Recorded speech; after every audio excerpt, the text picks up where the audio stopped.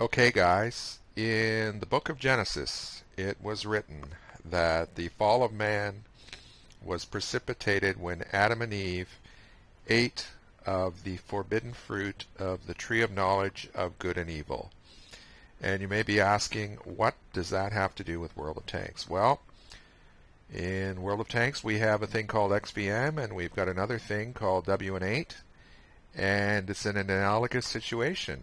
We have knowledge of good and evil, or in World of Tanks terms, proficiency or lack of proficiency. And all the time since I started using XVM, I played the game for a huge amount of time without using it, but ever since I started using it, I've been pondering whether the fall of World of Tanks in some sense might have been precipitated by knowledge of good and evil. And the reason I say that is that it's a possibility. We cannot test this theory, but it is a possibility that there would be more players and there would be happier players if knowledge of people's skills had never been shown in battles.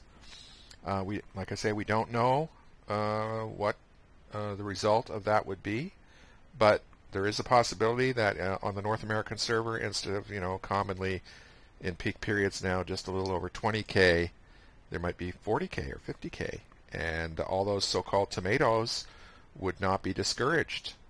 And I have to also say something else about the WN8 number. I did not know until recently, because I don't follow that stuff very religiously. I did not know that all the spotting damage I've done on this account and on my other account accounts for nothing. And I get a lot of nasty remarks about my number, and I feel a lot better now because I now know the reason that it's so low is because I only play light tanks, and the millions of spotting damage HP that I've provided for the team account for nothing towards that number, and it's too late to change it. I don't think anything can be done about it. So getting back to this battle after my little rant, the Progetto 4-6, he's top tier in this fight. And there's only 3 tier 8s, and he's going to race to an advanced position. And I've seen a lot of good players go there, and it's a great idea. And on the enemy team, the Cromwell B had the same idea, and he advanced here, but he was caught in a false position because he had no helpers. And if I'd have been him, you see he's not platooned, but he's got people that can help him. The T-71DA and the Type 59. The T-71 certainly can be there right beside him to help out. The Type 59, when they encountered the Progetto, probably the acceleration and speed, he might have been just ready to come around the corner, and he didn't do that. The Cromwell B decided to go it alone, and what it could have been a winning the local fight turned into a loss. So I'm going to hit the space bar, and you can see the Progetto is racing to that spot, and I'm going out in the field. I hate this map, to be perfectly honest, because it doesn't offer me an opportunity to drive around, and there's a huge amount of static warfare and just waiting and waiting and waiting in the field here, and you lose the game. So there's the Cromwell B, and he was hit, unfortunately for him, by somebody else. So that means that the 3 rounds possessed by the Progetto can finish him off, provided he lands every shell. So let's watch that. 1, 2, 3, and the Cromwell saw me just before he died. So I have to veer off here. The Lorraine. Some RD players pre-aim, and they just wait for a vehicle to cross a spot, and they land a shell on you. That's why I'm running away.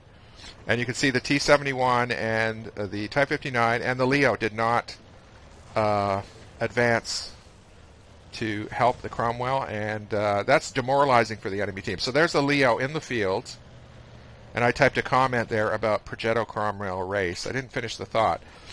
So getting back to the topic of the knowledge of good and evil, I made a decision here because I'm fed up with this map, and I've experienced such frustration that I decided to go this way and attack. And if the Progetto had not appeared to be a good player. I'm not 100% certain, but I might have been very reluctant to rely on somebody who's, I didn't have any knowledge of his abilities. But in this case, I did. So away we go. So my first step here is to check the field again to see if I see anybody or if I'm seen. So I just get close enough. That's about good enough for anybody who doesn't have super camo. And reassuringly, no lights and no illumination of me. Then the next step is to hit my help key for the Progetto, who's undoubtedly got 3 rounds ready to go. And there it is. And he says affirmative. So we're going to try this here. And this is rolling the dice to an extreme level because he can finish me with 2 shots. It's ridiculous the amount of damage the Top Gun on the Leo does. But who would buy it? Who would get all those tanks if it didn't have a certain thing about it that was OP? So here comes the Progetto, and I asked the T-20 to come. He didn't come, sadly. There's the Hellcat. I did not see the Hellcat. STRB maybe saw him. I help with that. And another thing about this game, it's a stroke of genius for World of Tanks to introduce the concept of the progressive reload of your magazine or your clip. I'm sure a lot of good players are very intrigued by trying to make that work. And, kudos to World of Tanks for introducing that concept into the game. Okay, and you can see on the other flank, this game is over. It could have been the demoralization about the fate of the Cromwell. I've seen that a lot. People get upset when there's a disaster at the beginning. So, again, the SU-100, bless his soul, he's coming to help. The T-20 is waiting. There's nothing wrong with sniping from a distance, from a beautiful firing position, but your shots may miss, you may not get the shots that you want, and you're not available right here in the brawl, right? So please come forward, T-20, next time. So, this is not really my my métier, my cup of tea, but it can be fun, and the fun is about to begin. So the Progetto is going to go for it, and I check upstairs, right, so that to try to prevent people from trying to get behind him. And 1, 2, third round on the Progetto. And this is really awkward because the Type 64, the only good thing about it is its top speed, and when you're at your top speed, its turning ability. But acceleration is disastrously bad, and I wish they would buff that. But anyway, so I just managed to get in position, shoot a gold round into his flank.